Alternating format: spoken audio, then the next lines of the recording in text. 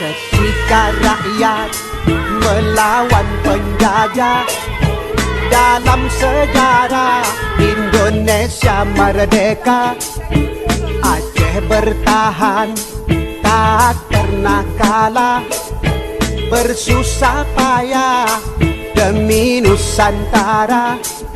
Soekarno-Hatta ke Aceh datang, mohon bantuan untuk bangun negara.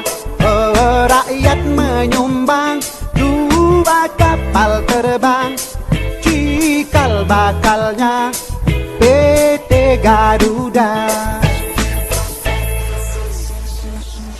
Kala agresi Belanda kedua, Soekarno-Hatta ditawan Belanda. Mr. Safruddin Prawira Negara kendalikan RI di Aceh Sumatera.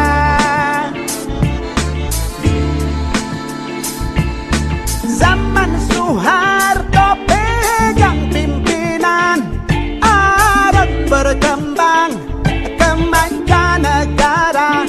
Oh, seluruh provinsi dapat bagian hasil gas alam di Aceh Raya. Oh, janganlah Aceh Tuhan lupakan yang telah berjasa seumur masa. Oh, cinta yang ikhlas mari wakafkan, negeri yang aman, rakyat sejahtera.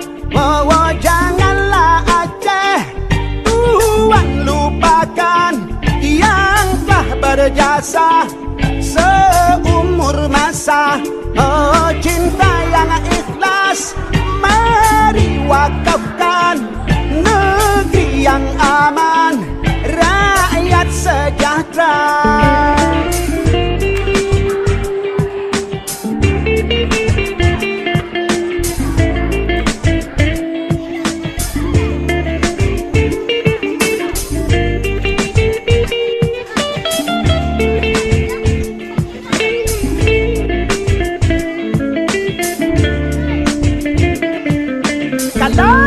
Agresi Belanda kedua, Soekarno-Hatta ditawan Belanda.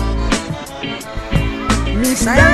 Safruddin Prawira Negara kendalikan RI di Aceh Sumatera.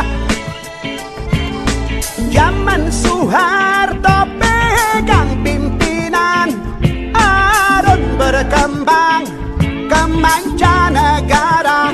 Oh, seluruh provinsi dapat bagian hasil gas alam di Aceh Raya.